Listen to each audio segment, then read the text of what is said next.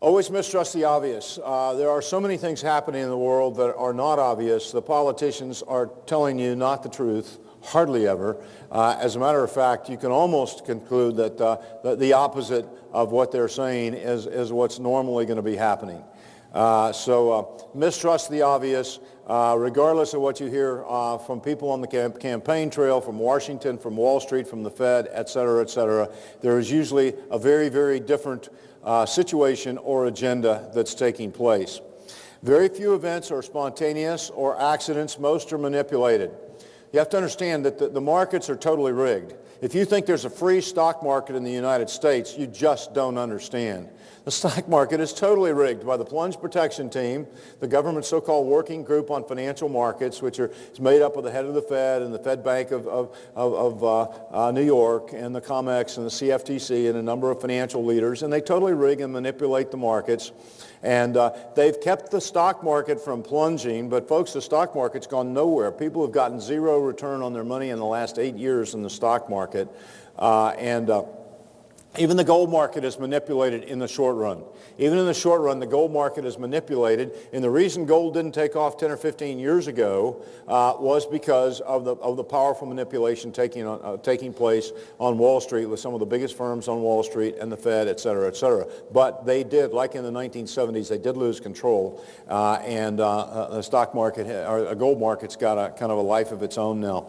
Global events are speeding up. We call this the acceleration factor. I'm not quite sure why, but things are moving very, very rapidly today. I would say things are deteriorating very, very rapidly today. And I think the next 2 or 3 years you are going to see more deterioration and more crises than most people will be able to handle or digest or understand. So there is this acceleration factor that's taking place. There is a battle for world domination that's in process today, and it's a financial and a spiritual battle as well as a political battle. And if one does not understand all three sides of that battle, then one will have a distorted or very incomplete view of the world. And that's one of the reasons, I think, why most people on Wall Street get it wrong. They just don't have a real total perspective.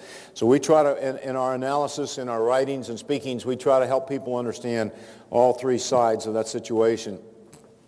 Politicians, monetary economic authorities, and people on Wall Street will lie without hesitation to protect their own interests or their own agenda. And I was recently, and I think I actually wrote a little article for my newsletter on it, that we live in the liar society. Everybody lies to everybody. The people on Wall Street are continually lying. The people in the Fed, the people in the government, the politicians on the campaign trail who are running for president now, they lie, and the average American can't see it. And some people will accept it because the people are telling them, the liars are telling them what they want to hear.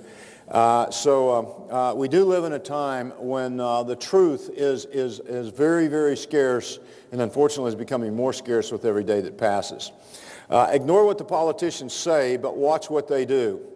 And let me tell you something, if you go back and look at the records of some of the people who are running for president right now, it's downright scary. These people could care less about the Constitution or our freedoms or whatever. So watch out what they say, ignore what they say, but watch what they do and have been doing. And there's a track record for all of these people. The next 10 years will witness a tremendous loss of freedom in this country, and that is my greatest concern. I think the middle class is probably going to get wiped out. And I think people are going to lose a tremendous amount of their wealth that they've spent their whole lifetimes building up. But you know, that's not even my greatest concern. My greatest concern is that what we're leaving for our children and grandchildren is going to be a legacy of no freedom. I think there are attacks on our freedom that are accelerating, that are unbelievable. Throughout history, the bearer of bad news has been unpopular. In the ancient world, such people were actually stoned. And that doesn't mean they were taking too many drugs. It means they killed them because they didn't bring the news that people wanted to hear. Look at the attacks that took place on Ron Paul when he was giving economic truth, the most knowledgeable man in the U.S. Congress on the true condition of the financial world. And not only was he ignored, but he was discredited. They hung all kinds of nasty labels on him.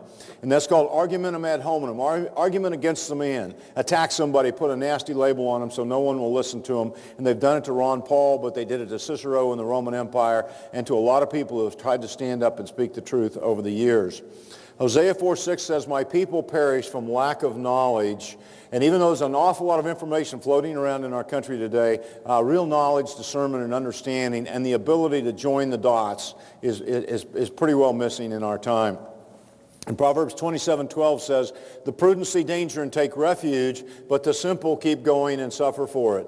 The prudent are the small remnant of people who still have the ability to think and discern and join the dots.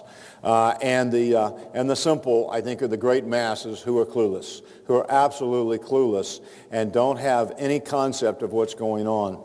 So I think there's application in our day for that verse.